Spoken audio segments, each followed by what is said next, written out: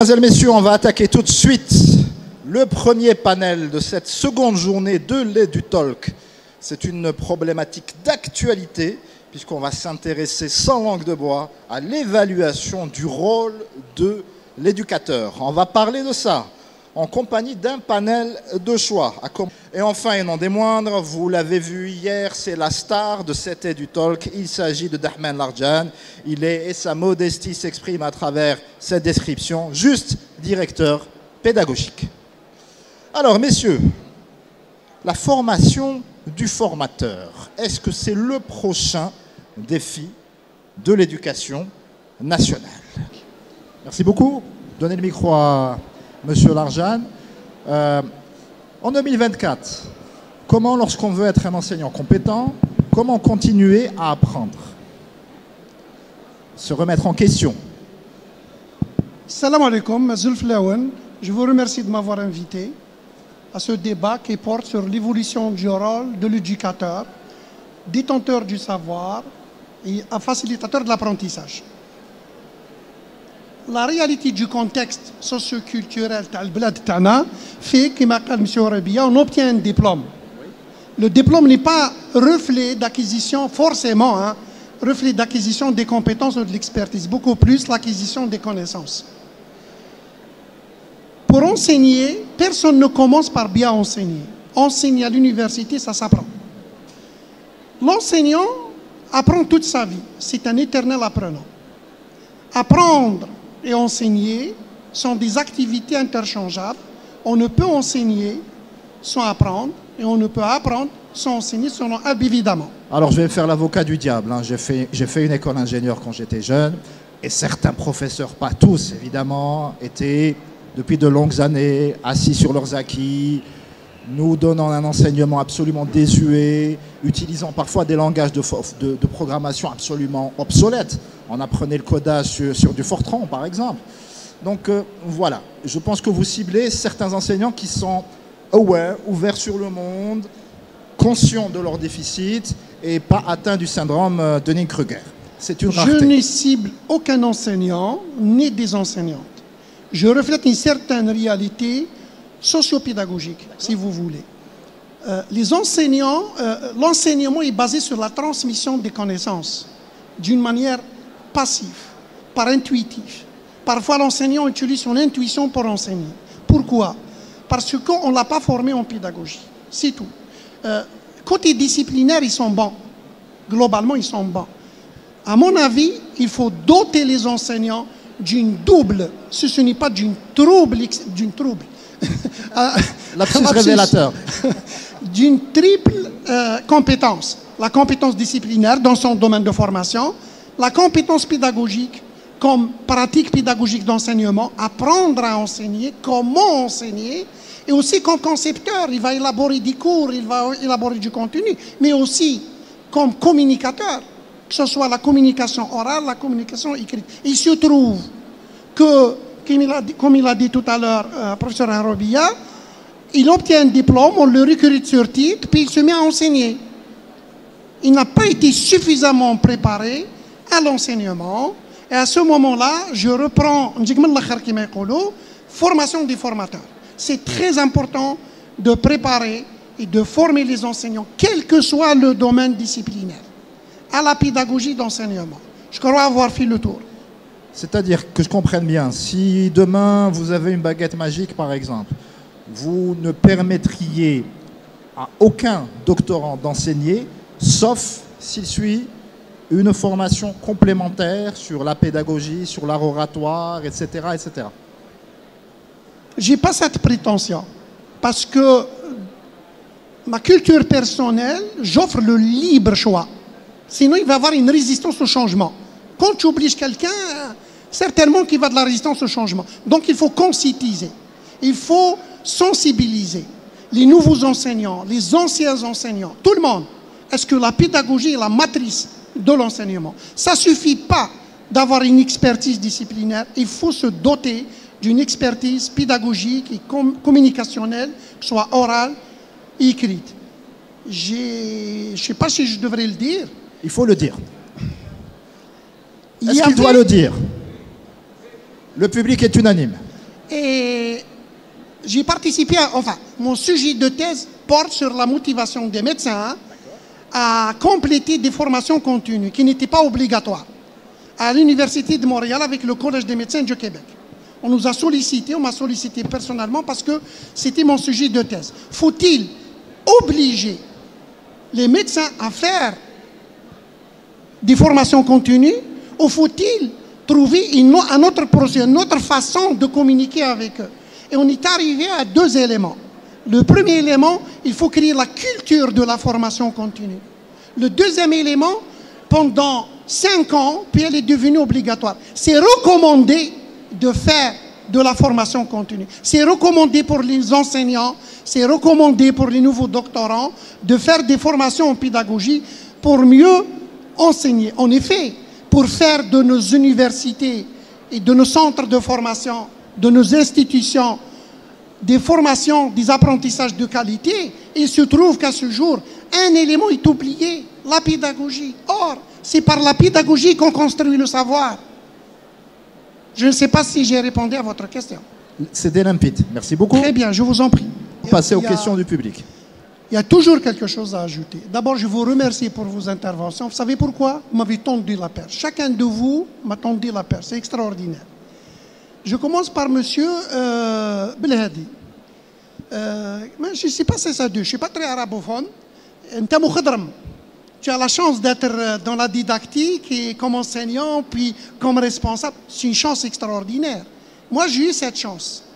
J'ai eu cette chance aussi. Vous avez parlé de la culture pédagogique. Une culture pédagogique, ça s'instaure. Et pour qu'elle s'instaure, il faut la travailler. Il faut créer les conditions, comme il a dit Ibrahim tout à l'heure, les conditions nécessaires pour qu'elle s'instaure. Vous avez parlé aussi du paradigme de l'enseignement. Et c'est, à vrai dire, c'est le sujet du thème aujourd'hui, du détenteur du savoir vers le facilitateur. Est-ce que, je pose la question, est-ce que l'enseignant algérien, quel que soit le palier, est conscient de ses fonctions? Est-il un facilitateur? C'est quoi un facilitateur? Comment faire pour devenir facilitateur? Parce que les paradigmes, ils ont changé. On a parlé tout à l'heure, le monsieur à côté. J'ai oublié votre nom, je m'excuse. Que tout évolue, la pédagogie évolue, les concepts éthiques, les concepts ethniques évoluent. Nous étions des Romains, puis nous sommes passés par plusieurs étapes. Tout évolue, rien n'est figé. Et tout est difficile avant d'être facile. Donc, l'enseignant, on a parlé beaucoup d'enseignement comme transmission des connaissances. Le paradigme a changé. Maintenant, c'est la construction des connaissances. Il y a des théories qui sont sorties. La théorie de Fox, concernant l'enseignant, peut-être comment dirais-je, il façonne l'étudiant dans le laboratoire par des exercices. Il y a aussi, il utilise des stratégies de développement ou stratégies de voyage. Il guide l'étudiant dans la découverte du savoir, parce que le savoir maintenant est disponible sur Internet. Donc, entre transmetteurs, façonneurs, développeurs et voyageurs ou guides, il faut que l'enseignant soit conscient de ses fonctions. À quel moment il devrait faire ça et ça et ça. Et l'enseignant aussi doit comprendre l'apprenant. Il faut que l'enseignement soit centré sur l'apprenant et non pas sur l'enseignement. C'est l'apprenant qui est important. C'est la raison d'être de l'enseignement et de l'enseignant. La fonction première de l'université d'enseigner quand on a commencé. La recherche est un complément très pertinent, fondamental, à renforcer les évolutions de différents domaines. Très important. Alors ça, c'est dans un monde parfait, évidemment, qu'on aimerait tous vivre et atteindre un jour. Quid de la situation de l'Algérie en 2024, où honnêtement la grande majorité des enseignants sont des fonctionnaires qui se contentent de venir, de réciter un cours, le même depuis des années, et de repartir à la maison. Comment changer cette espèce de consommation, j'allais dire, placide de la connaissance? Vous savez, les enseignants, il faut les comprendre aussi. Hein. Il y a des conditions. L'évolution des connaissances, la croissance des connaissances. Les connaissances, au bout de 3 mois ou 2 mois, ça dépend des domaines, sont devenues obsolètes. Il faut qu'ils s'adaptent. S'adaptent à la nouvelle génération d'étudiants qui sont maintenant tous Facebook, TikTok. L'information est disponible. Parfois, les étudiants vont plus vite. de l'enseignant. Aussi, du point de vue culturel, si vous avez remarqué, il y a l'absentéisme. C'est un grand phénomène. Pourquoi il y a l'absentéisme? Parce qu'il n'y a pas de culture pédagogique. L'étudiant, il cherche le fascicule, il cherche le PDF ou quelque chose comme ça, puis il étudie tout seul, puis il passe à passer son examen. C'était la réussite. Et monsieur, je ne retiens pas vos noms, Bladi, vous avez parlé de l'évaluation des apprentissages. L'étudiant ou l'apprenant, il est stratégique. بالدرجة كيفاش يقولوا حيلي قافز يتبع l'outil docimologique. Il a درت له les QCM, il révise sur les QCM, il a درت له les crocs, il révise sur les crocs, il a درت له la dissertation et يروح يحفظ puis il va revomir. Donc c'est à nous aussi, du point de vue docimologique, d'être pertinent, utiliser l'évaluation à des fins d'apprentissage. C'est-à-dire que l'évaluation doit être au service des apprentissages et non pas un outil de contrôle et un outil de sanction. Je vais soulever un dernier point. Vous m'avez aussi tordu une très belle perche, l'éthique. C'est depuis 12 ans que je forme à l'international et en ligne, 100% en ligne. Je suis allé au Vietnam, Seychelles, l'Afrique, l'Algérie, la Tunisie, la Belgique, la Suisse. J'en ai formé. Mais je l'ai dit à la directrice de l'UNRE hier, que ça va fleurir. Alors je vais vous dire ceci. Les Algériens, je l'ai dit hier à madame la directrice de l'UNRE, les Algériens et les Algériennes sont dotés, je ne dirais pas d'intelligence, tout le monde est intelligent, sont dotés de capacités d'apprentissage extraordinaires. Là où ils vont, ils réussissent. À deux conditions. D'être respecter ces deux conditions. La première condition, c'est de le respecter. Il est là pour apprendre. Il n'est pas là pour être contrôlé, pour être humilié. Donc, de point de vue éthique, il faut le respecter. Le deuxième point le plus important, il est plus important que vous l'imaginez, c'est le sérieux. Il faut être sérieux avec l'Algérien. Il faut lui offrir de bons enseignements. Il faut lui offrir de bons apprentissages, une bonne évaluation. Et ça, il faut être éthique dans la formation, dans l'enseignement. Il faut être sérieux. Et ça passe par l'éthique. Et ça passe par la pédagogie. Personne ne commence par bien enseigner. Enseigner à l'université, ça s'apprend. Un dernier mot. Tout est difficile avant d'être facile. Oh, je suis très, très optimiste. Est-ce que cette culture algérienne, sur la pédagogie, s'instaure avec le temps? On n'a pas le choix. Il faut commencer quelque part. Des gens comme moi, il faut des milliers pour instaurer cette culture. Ça va venir, Barbi, Inch'Allah. Je vous remercie. Merci pour beaucoup ne pour pas ces avoir paroles, trop dominé la parole. pour ces paroles pleines de sagesse. Maintenant, j'attends que vous les mitraillez littéralement de questions. La dame dans le fond, si on peut juste lui donner un micro. Là, merci beaucoup. Présentez-vous, madame. Salam alaikum. Et allez-y. C'est Fenina Khadija. Je suis maître assistante à l'école supérieure de commerce à Coléa. Donc, je voudrais rajouter une information par rapport à ce qui a été débattu. C'est que le ministère de l'Enseignement supérieur organise des formations obligatoires pour les nouveaux recrues.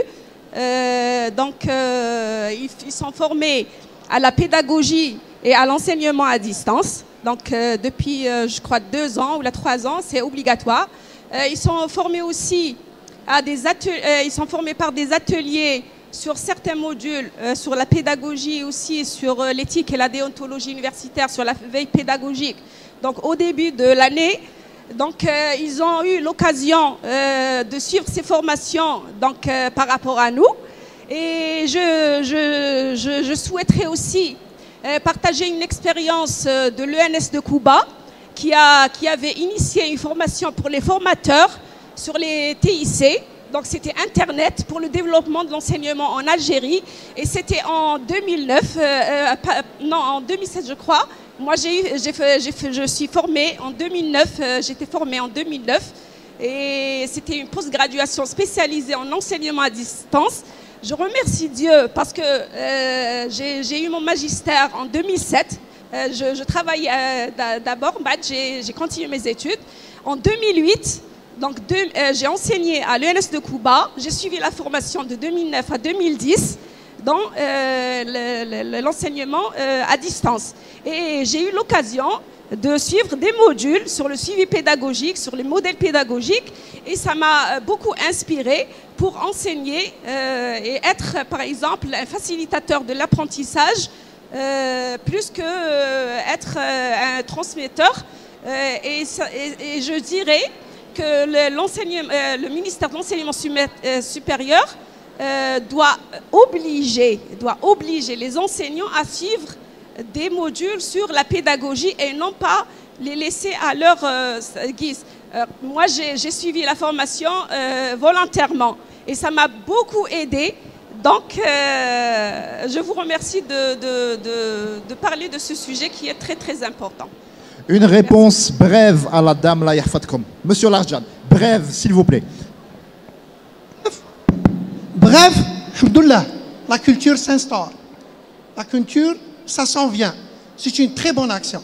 Et j'ai moi-même proposé à 2 responsables, sans poser des questions, la solution est de l'implémentation, et le professeur Hadjar l'a fait dans le temps, de bureaux de soutien à l'enseignement. Et ceux qui se sont engagés dans ce bureau, c'est à titre volontaire. C'est bon, mais un pédagogue est un pédagogue. Moi, il m'a fallu 4 ans pour devenir pédagogue. Il fallait que je pratique encore pendant 10 ans pour devenir pédagogue. On ne place pas un professeur de maths, de physique, d'histoire, je ne sais quoi, pour devenir pédagogue. Vous voyez ce que je voulais dire? Voilà. Un deuxième point qu'elle a soulevé, très très important, la prise de conscience. Et elle l'a fait volontairement. Ce qu'on a dit tout à l'heure, recommandé. Et je vous remercie, madame. Bravo. Comme ça, on arrête les questions parce qu'il y a le point de presse qui est prévu tout de suite. Je vous remercie beaucoup pour votre attention. Je vous dis à tout à l'heure.